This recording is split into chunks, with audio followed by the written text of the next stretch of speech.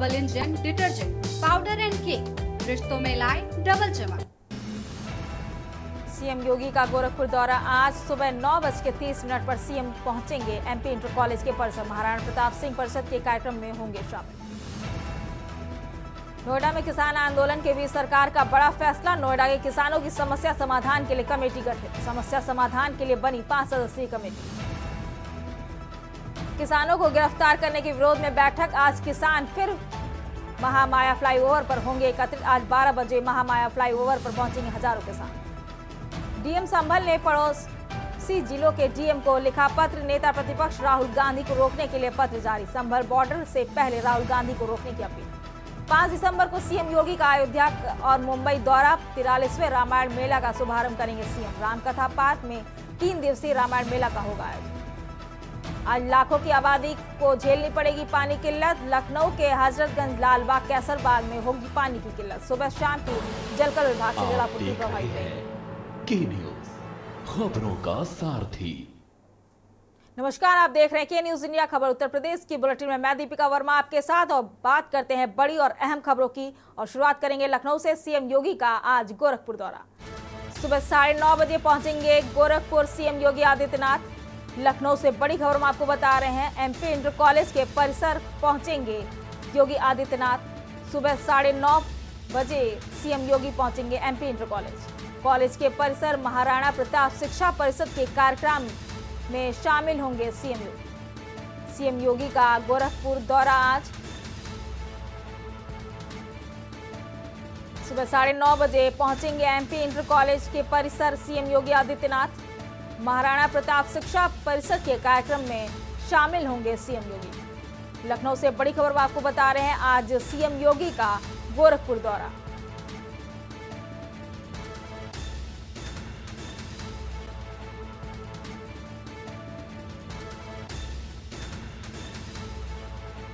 सुबह 9:30 बजे पहुंचेंगे एमपी इंटर कॉलेज सीएम योगी। महाराणा प्रताप शिक्षा परिषद के कार्यक्रम में शामिल होंगे सीएम योगी आदित्यनाथ। लखनऊ से अहम खबर बता रहे हैं, जहां सीएम योगी का आज गोरखपुर दौरा। बता दें, सुबह 9:30 बजे पहुंचेंगे एमपी इंटर कॉलेज के परिसर में।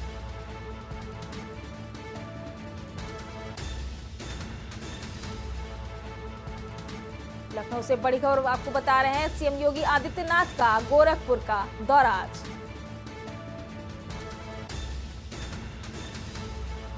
सुबह 9:30 बजे एमपी इंटर कॉलेज के परिसर में पहुंचेंगे सीएम योगी आदित्यनाथ। महाराणा प्रताप शिक्षा परिषद के कार्यक्रम में शामिल होंगे सीएम योगी।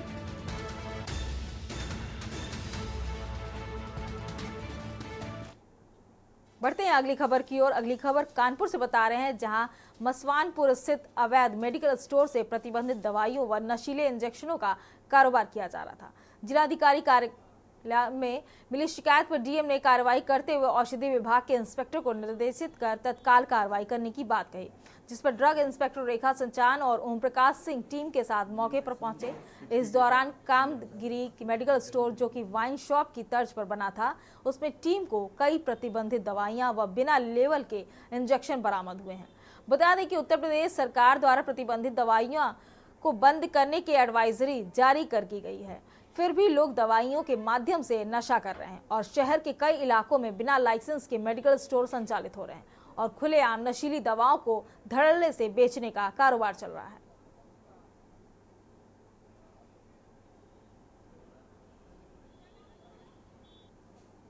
मसवानपुर चौराहे पे Kamadgiri medical store and general store के नाम से एक फर्म थी। तो जिलाधिकारी कार्यालय में कल सूचना प्राप्त हुई एक शिकायती पत्र, तो तुरंत बुलाकर निर्देशित किया गया कि आज के आज ही इस पर कार्रवाई करके तुरंत सूचित किया जाए। तो मौके पर मैं और रेखा सचान ड्रग इंस्पेक्टर तो मौके पर पहुँचे उस दुकान पर। तो दुकान को देखा कि इस तरह के तो उसको बना रखा था कि जैसे नहीं, आपने देखा वाइन शॉप्स वगैरह होती हैं कि सामने जाली लगी हुई है, 2 खिड़कियाँ उसमें खुली हुई है, आदमी बस हाथ डालता है, पैसे रखता था और उस पर कुछ लिफाफे में सामान उसको सप्लाई कर दिया जा रहा था वहाँ से। तो हम मौके पर गए तो ऐसा ही वहाँ पर सामने होते हुए देखा। फिर उसके बाद उसको बाहर बुला के देखा गया उसको, बुलाया गया उसको कि हाँ कॉर्नर के अंदर क्या है। तो वहाँ पर एक दीपक सिंह नाम का लड़का वहाँ पर मिला और उससे पूछा गया कि इसका लाइसेंस वगैरह दिखाइए मेडिकल स्टोर का। तो बता रहा है कि मेरे पास लाइसेंस कुछ नहीं है। तो दुकान के अंदर आके फिर उसको सर्च किया गया। सर्च करने पर 42 पैकेट निकले, जिसमें एक वायल जिस पे कोई लेबल नहीं था और एक वायल जैसे ही रखा हुआ है सैंपल एविल इंजेक्शन की थी साथ में। और उस पैकेट में एक सिरिंज और 2 नीडल के साथ पूरा बना के पैक वो उनको दिया जा रहा, सप्लाई किया जा रहा था।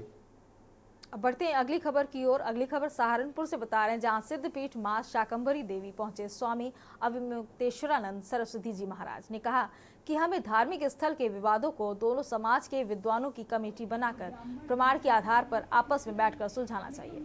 उन्होंने कहा कि ऐसे मामलों में राजनीतिकरण सही नहीं है। उत्तराखंड के जोशीमठ स्थित ज्योतिर्मठ के शंकराचार्य स्वामी अविमुक्तेश्वरानंद सरस्वती जी महाराज सोमवार देर शाम 51 सिद्धपीठ में से एक सिद्धपीठ मां शाकंभरी देवी मंदिर परिसर में स्थित शंकराचार्य आश्रम पहुंचे थे। आज उन्होंने संभल में हुई घटना के बारे में पूछे जाने पर मीडिया से बात करते हुए कहा कि यदि किसी धार्मिक स्थल पर बलपूर्वक कब्जा किया गया है और धार्मिक कारण से ये सब हो तो ठीक नहीं है, लेकिन राजनीतिक कारण से ऐसा हो हम ठीक नहीं मानते, क्योंकि राजनीतिक कारणों से केवल वर्ग विद्वेष ही फैलेगा।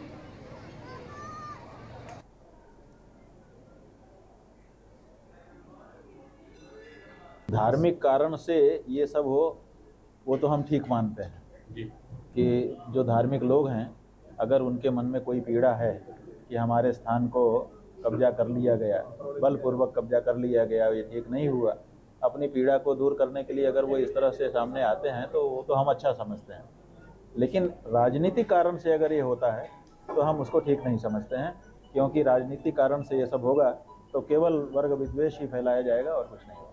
तो ये इसे जो ये हो रहा है ये राजनीतिक कारण मानते हैं आप या किसी नहीं, न्यायालय में तो जो लोग गए हैं वो कोई राजनीतिक लोग नहीं है, तो न्यायालय के आधार पर इस बारे में आगे बात बढ़ी।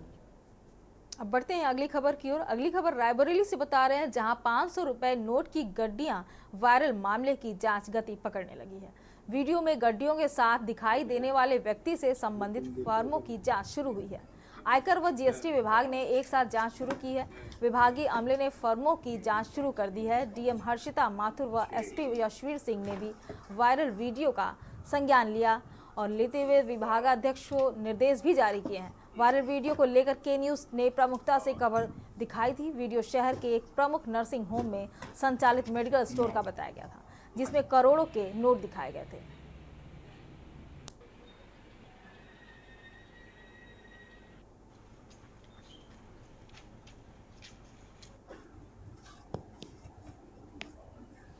हेलो, हाँ हेलो,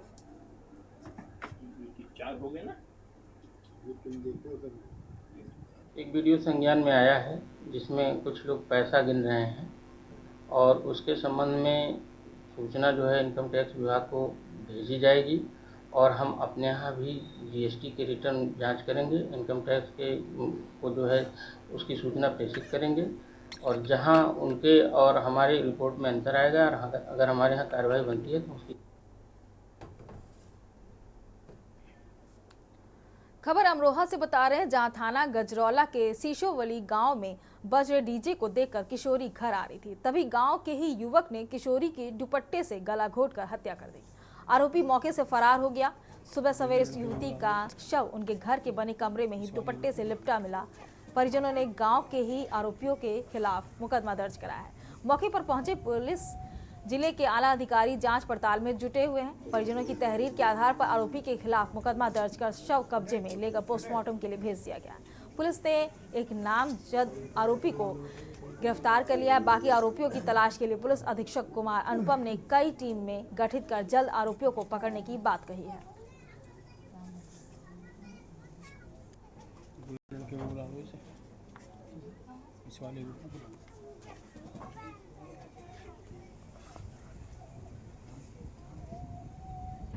थाना गजौला क्षेत्र में आज प्रातः ये सूचना मिली थी कि एक युवती की घर में गला दबाकर हत्या कर दी गई है। सूचना पर मौके पर पहुंचकर शव को पोस्टमार्टम के लिए भेजा गया है। परिजनों की तहरीर के आधार पर नामजद अभियुक्तों के विरुद्ध मुकदमा कायम किया गया है। अभियुक्त की गिरफ्तारी कर ली गई है अग्रिम विधिक कार्रवाई प्रचलित है। खबर जालौन से बता रहे हैं, जहां श्री राम जानकी विवाह पंचमी के मौके पर गेहूं वैश्य सेवा संस्थान की ओर से आने वाली 6 तारीख को 8 नवयुगल का विवाह का कार्यक्रम होगा, जिसमें उन्होंने प्रेस वार्ता कर बताया कि श्री राम जानकी विवाह पंचमी के अवसर पर अखिल भारतीय गोही प्रगति मंच की ओर से पिछले 15 वर्षों से सामूहिक विवाह महायज्ञ का आयोजन किया जा रहा है, जिसको लेकर एक बार फिर 16वां आयोजन 6 दिसंबर को किया जाएगा, जिसमें 8 नवयुवल जोड़े 7 फेरे लेंगे। नितिन विजुअल है वहां पर? विजुअल नहीं है?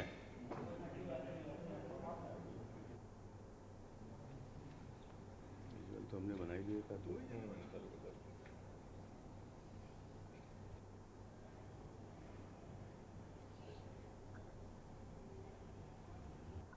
15 वर्षों से महामंडलेश्वर दत्तगुआ सरकार का बराबर आगमन हो रहा है। इस वर्ष भी उनकी अनुमति प्राप्त हो चुकी है।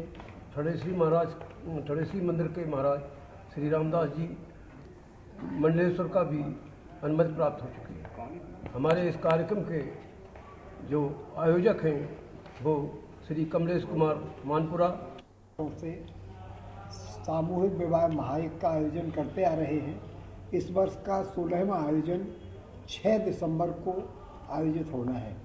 हम लोगों ने इस हेतु श्री राम जानकी विवाह पंचमी की तिथि को निर्धारित किया है। जब भी ये तिथि जिस तारीख को भी पड़ती है उसको करते हैं। हमारी संस्था का उद्देश्य है कि समाज के जो अपेक्षाकृत कमजोर वर्ग के लोग हैं उनके बच्चों का विवाह सानंद संपन्न हो सके। खबर देवरिया से बता रहे हैं, जहां जनपद में पधारी उत्तर प्रदेश सरकार के उप मुख्यमंत्री केशव प्रसाद मौर्य का जिला पंचायत सभागार में जिला पदाधिकारियों और जनप्रतिनिधियों ने फूल मालाओं से भव्य स्वागत किया। जिला पंचायत सभागार में पदाधिकारियों और जनप्रतिनिधियों की बैठक को संबोधित करते हुए उप मुख्यमंत्री केशव प्रसाद मौर्य ने तंज कसते हुए कहा कि अखिलेश यादव का पीडीए परिवार डेवलपमेंट एजेंसी है। उन्होंने कहा कि कार्यकर्ता सम्मान से समझौता नहीं किया जाएगा। कार्यकर्ताओं को 2027 के चुनाव के लिए आज से ही एक्शन मोड में आ जाना होगा।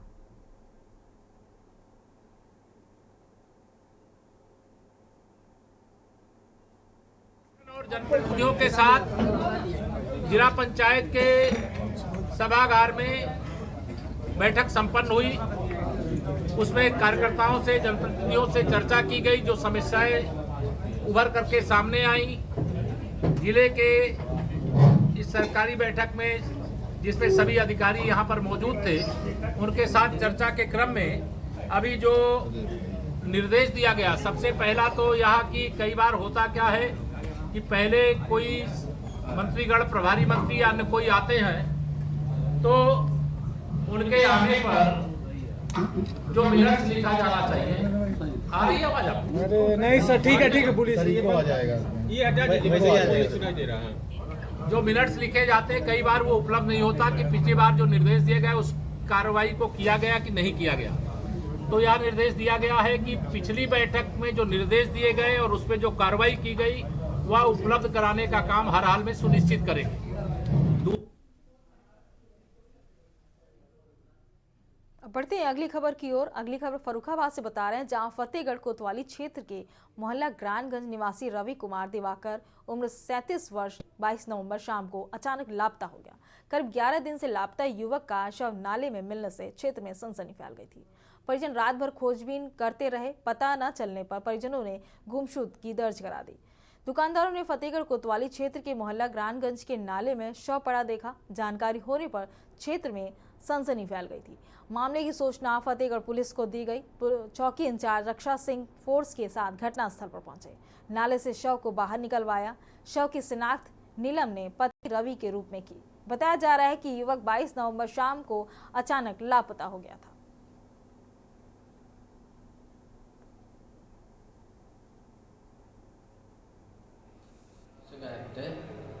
कौन थे जी आपके? बड़े भाई।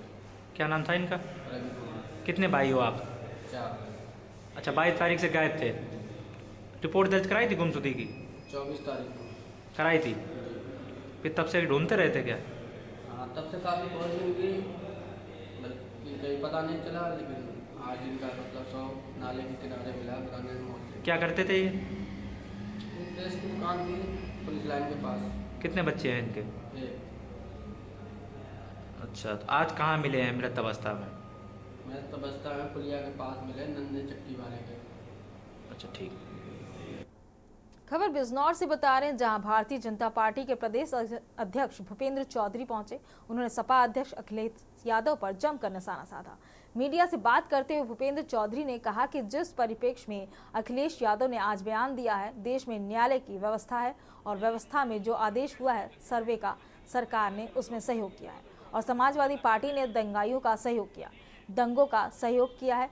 संभल में मारे गए लोगों को समाजवादी पार्टी द्वारा दिए गए मुआवजे के सवाल पर भूपेंद्र चौधरी ने कहा कि बड़ी संख्या में दुर्घटनाएं होती हैं और जैसे बहराइच में एक दुर्घटना हुई है, एक व्यक्ति मारा गया, समाजवादी पार्टी ने उसके लिए कुछ नहीं किया, उसके लिए कोई अनुदान की व्यवस्था नहीं की। यह केवल इसलिए की है कि यह लोग जो हैं मुस्लिम समाज से आते हैं। यह तुष्टीकरण है समाजवादी पार्टी का और इस तुष्टीकरण की राजनीति को अब देश समझ चुका है। अब कोई स्थान उत्तर प्रदेश के राजनीति में नहीं रह गया है। परिप्रेक्ष्य में उन्होंने एक बयान दिया है, वो देश में एक न्यायालय की व्यवस्था है और व्यवस्था में जो आदेश हुआ है सर्वे का, सरकार ने उसमें सर्वे में सहयोग किया और समाजवादी पार्टी ने दंगाइयों का सहयोग किया, दंगों का सहयोग किया। संभल का जिस प्रकरण को लेकर वो कह रहे हैं, संभल में न्यायालय के आदेश पर उस स्थान का सर्वे हुआ है और सर्वे करने वाली टीम पे जिस प्रकार से पथराव हुआ, पुलिस प्रशासन को जिस प्रकार से लक्षित किया गया, ये कहीं ना कहीं समाजवादी पार्टी के जो नेता हैं उनके स्थानीय वर्चस्व की लड़ाई है। समाजवादी पार्टी की हताशा है जिस प्रकार से उपचुनावों में परिणाम आए हैं और समाजवादी पार्टी के वर्गों का, समाजवादी पार्टी जिन वोट बैंक को अपना वोट बैंक मानती है मतदाताओं को, उनका झुकाव भारतीय जनता पार्टी की तरफ हुआ है। तो उन्होंने बड़ी संख्या में भाजपा का और हमारी सरकार का, मोदी जी और योगी जी के प्रति प्रभावित होकर जो उन्होंने मतदान किया, ये कहीं ना कहीं उसकी निराशा है, उसकी कुंठा है और समाजवादी पार्टी के परिवार की वर्चस्व की लड़ाई है। अच्छा, जो संभल में जो घटना हुई उसको लेकर जो लोग 4-5 लोग उसमें मारे गए हैं, उपद्रवी, उसमें समाजवादी पार्टी उन्हें वो दे रही है, मुआवजा दे रही है। बड़ी संख्या में आपने देखा होगा दुर्घटनाएं होती हैं और जैसे बहराइच में एक दुर्घटना हुई, एक व्यक्ति मारा गया, समाजवादी पार्टी ने उसके लिए तो कुछ नहीं करा, उसके लिए कोई अनुदान की व्यवस्था नहीं करी, उसके लिए कोई सहयोग की व्यवस्था नहीं करी। ये केवल इसलिए की है कि ये लोग हैं, ये मुस्लिम समाज से आते हैं। ये तुष्टीकरण है समाजवादी पार्टी का और इस तुष्टीकरण की राजनीति को अब देश समझ चुका है। इन लोगों का कोई स्थान उत्तर प्रदेश की राजनीति में बचा नहीं।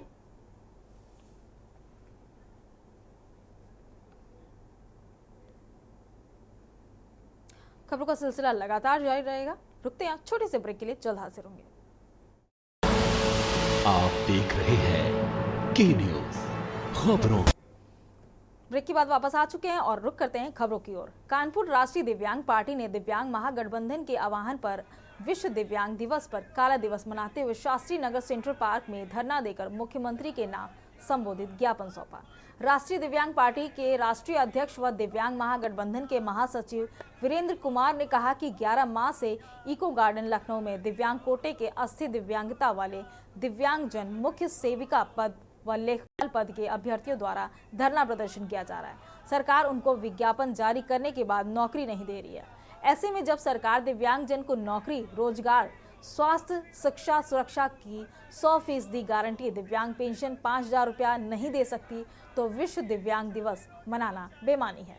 आज 14 सूत्री मांग पत्र मुख्यमंत्री को भेजा गया है। उन्होंने कहा कि दिव्यांगजन को नौकरी दिलाने के लिए वीरेंद्र कुमार ने चेतावनी दी कि 6 दिसंबर को इको गार्डन लखनऊ में बैठक कर सरकार को घेरने की रणनीति तैयार की जाएगी।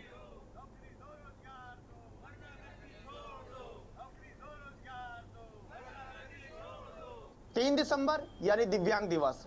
आज मैम राष्ट्रीय विकलांग पार्टी का जो धरना प्रदर्शन चल रहा है शास्त्री नगर सेंट्रल पार्क पर, जो उनके अध्यक्ष है वीरेंद्र कुमार, हम उनसे बात करेंगे किस लिए प्रदर्शन कर रहे हैं और क्या प्रमुख उनकी मांगे हैं, और आज दिव्यांग दिवस भी है, उनसे भी पूछ लेते हैं। सर पहले तो के न्यूज़ में आपका बहुत बहुत स्वागत है। और आज दिव्यांग दिवस है, किस तरह से यहाँ पर प्रदर्शन कर रहे हैं आप? देखिए, हम विश्व दिव्यांग दिवस नहीं मना रहे, हम काला दिवस मना रहे हैं। ये इतिहास के पन्नों में काला दिवस है। नौकरी, रोजगार, स्वास्थ्य, शिक्षा, सुरक्षा की जो सरकार 100% गारंटी ना दे सके, 11 महीने से दिव्यांग इको गार्डन लखनऊ में धरना अनशन कर रहे हैं, उनकी बात सरकार न सुन सके। मुख्य सहायिका पद पे जो हमारी बहनों ने आवेदन किया है उनको नॉट क्वालिफाइड बता करके और नौकरी से वंचित किया जा रहा है। तो ऐसे सरकार से क्या फ़ायदा हमको कि हमें आंदोलन करना पड़े, धरना करना पड़े, अनशन करना पड़े। विश्व दिव्यांग दिवस की उपयोगिता तभी सिद्ध होती है जब दिव्यांगों की नौकरी, रोजगार, स्वास्थ्य, शिक्षा, सुरक्षा की ज़रूरत को पूरी करे सरकार। वो सरकार नहीं कर रही है। जो नौकरियां विज्ञापन में जारी की जाती हैं उनमें चलन क्रिया वाले दिव्यांगों को नौकरी से वंचित किया जा रहा है। ये सरकार की गलत मंशा प्रतीत होती है। इसलिए राष्ट्रीय दिव्यांग पार्टी और दिव्यांग महागठबंधन पूरे प्रदेश में आज काला दिवस इसको मना रहा, विश्व विकलांग दिवस को। मैं इतना कहना चाहूँगा प्रदेश के और देश के दिव्यांगों से, ये सरकार केवल विज्ञापन की सरकार है, झूठे वादे करती है। जिस दिन हमारे देश का और प्रदेश का दिव्यांग भरपेट खाना खा के सोएगा, उसके सर पे छत होगी, उसके पास रोजगार होगा और उसका मुफ्त में इलाज होगा पूरे देश में, उस दिन से हम इस काले दिवस को विश्व दिव्यांग दिवस के रूप में मनाने लगेंगे। दिव्यांग दिवस नहीं बल्कि काला दिवस मना रहे हैं। कानपुर से शाहनवाज खान, के न्यूज़ इंडिया के लिए। राजधानी के बिजनौर इलाके में एसडीआरएफ मुख्यालय में तैनात मुख्यमंत्री योगी आदित्यनाथ से सम्मानित कांस्टेबल अजय सिंह और उनकी पत्नी नीलम सिंह के संदिग्ध परिस्थितियों में उनके ही कमरे में शव मिले हैं।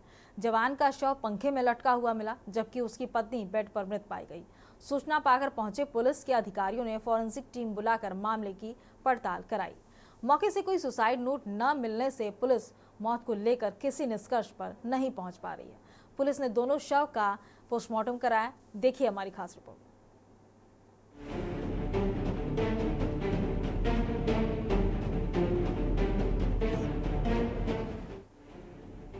बिजनौर स्थित एसडीआरएफ मुख्यालय में अजय सिंह बतौर कांस्टेबल तैनात था। 2021 बैच के जवान ने 2 साल पहले ही गृह क्षेत्र आगरा निवासी नीलम सिंह से लव मैरिज की। दोनों पति पत्नी एसडीआरएफ मुख्यालय से तकरीबन 100 मीटर दूर किराए के लिए गए मकान में रह रहे थे। मृत एसडीआरएफ जवान आज विभागीय मुख्यालय में होने वाली परेड में शामिल होने नहीं पहुंचा था, इसलिए परेड के बाद उसके साथी जवान ने किराए के मकान के पास पहुंचकर फोन किया, जो रिसीव नहीं हुआ। हालांकि घर का दरवाजा अंदर से बंद था, इसलिए साथी के प्रति चिंतित दूसरे जवानों ने अन्य लोगों सहित एसडीआरएफ अधिकारियों सहित पुलिस को जानकारी दी। थोड़ी ही देर में एसडीआरएफ के उच्च अधिकारी और स्थानीय पुलिस मौके पर पहुंच गए। अंदर से लॉक दरवाजा तोड़कर नजारा देखकर सभी हैरान रह गए। सामने कमरे में 27 वर्षीय अजय सिंह का शव फंदे से लटक रहा था, जबकि 23 वर्षीय पत्नी नीलम सिंह का मृत शरीर बेड पर पड़ा था। हालांकि पुलिस सुसाइड मान रही है, लेकिन आत्महत्या की वजह को लेकर हैरानी जता रही है। वहीं मौके पर मौजूद कुछ लोग पत्नी की हत्या करने के बाद जवान द्वारा आत्महत्या किए जाने की आशंका जताते रहे। पुलिस ने पति पत्नी दोनों के परिजनों को जानकारी देते हुए बुलाया और जो दोपहर बाद तक लखनऊ नहीं पहुंचे थे। ये थाना क्षेत्र बिजनौर में एसडीआरएफ की यूनिट है। सुबह सूचना प्राप्त हुई कि एक कांस्टेबल जिसका नाम अजय सिंह है, जो एसडीआरएफ में तैनात है, उसकी और उसकी पत्नी की मृत्यु हुई है। तत्काल स्थानीय थाने की टीम मौके पर पहुंची, फील्ड यूनिट की भी टीम मौके पर पहुंची और दरवाज़ा जो था कमरे का वो अंदर से बंद था। जो गेट है उसके जंगले से झांका गया तो सिचुएशन अंदर ये थी कि जो सिपाही है इसकी हैंगिंग अवस्था में पंखे से लटकता हुआ शव था और जो इसकी पत्नी थी, पत्नी का शव बेड पे था। फिर एंट्री की गई दरवाज़ा खोल के। दोनों शवों को प्रॉपर विधिक तरीके से कब्जे में लेकर पीएम हेतु मोर्चरी भेजा गया है। पोस्टमार्टम की रिपोर्ट के पश्चात ही सही कारणों का पता चल पाएगा और उसके बाद जो है अग्रिम वैधानिक कार्रवाई की जाएगी। तो जो उसकी पत्नी का शव था, बाहर से देखने में कोई चोट निशान ऐसा कुछ? अभी तक प्राइमा फेसाई जो हम लोगों ने देखा है उसमें इस तरीके का नहीं है और पोस्टमार्टम में यदि कुछ इस तरह के एंटीमॉर्टम इंजरीज आते हैं तो उसके हिसाब से उसके अनुसार अग्रिम कार्रवाई की जाए। मौके से क्या कोई सुसाइड नोट? देखिए, इस तरह का अभी कोई सुसाइड नोट हम लोगों ने प्रॉपर फील्ड यूनिट के द्वारा भी पूरा चेक किया गया है। अभी तक कोई सुसाइड नोट मौके पे नहीं मिला है। ड्यूटी के प्रति हमेशा गंभीर रहने वाला एसडीएफ जवान काफी मिलनसार था, इसलिए साथ में काम करने वाले जवान ही नहीं, विभागीय अधिकारी भी उससे संतुष्ट रहकर तवज्जो देते थे। दायित्व निर्वहन में खरा उतरने से मुख्यमंत्री द्वारा उसको प्रशस्ति पत्र देकर सम्मानित भी कराया गया था। लखनऊ से के न्यूज के लिए शिवा शर्मा की रिपोर्ट।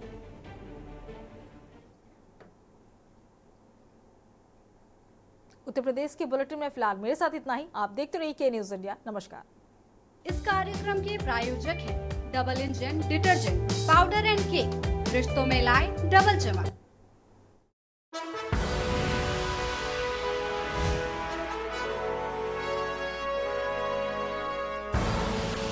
आप देख रहे हैं के न्यूज, खबरों का